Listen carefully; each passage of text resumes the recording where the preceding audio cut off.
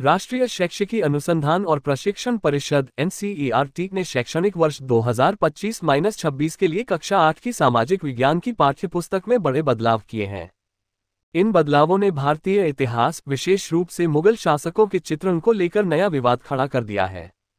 नई किताब exploring society, India and beyond में मुगल सम्राटों बाबर, अकबर और औरंगजेब के शासनकाल को नए दृष्टिकोण से प्रस्तुत किया गया है।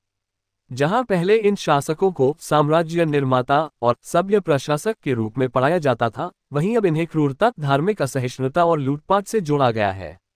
इस लेख में हम अकबर के चित्रण पर केंद्रित रहेंगे और यह समझेंगे कि नया पाठ्यक्रम बच्चों को क्या सिखाने जा रहा है।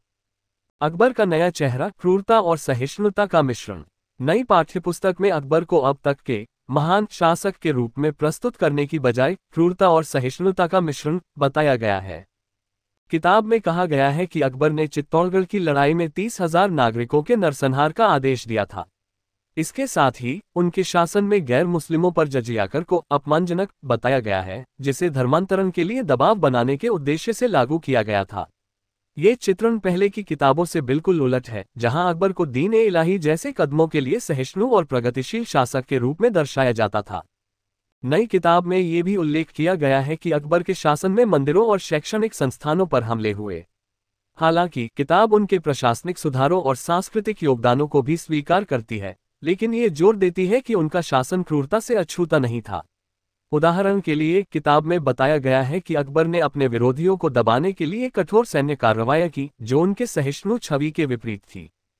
क्यों हुए बदलाव? NCERT ने इन बदलावों को इतिहास के कुछ अंधेरे दौर पर एक नोट नामक दस्तावेज में समझाया है।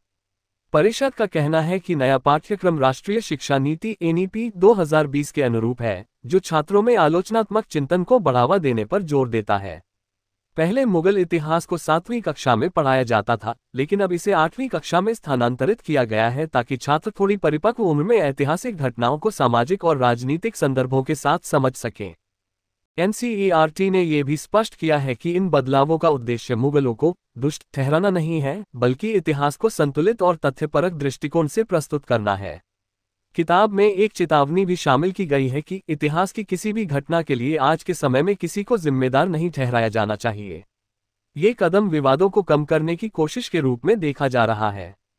विवाद और प्रतिक्रियाएं। इन बदलावों ने सोशल मीडिया और समाचार माध्यमों में तीखी बहस छेड़ दी है।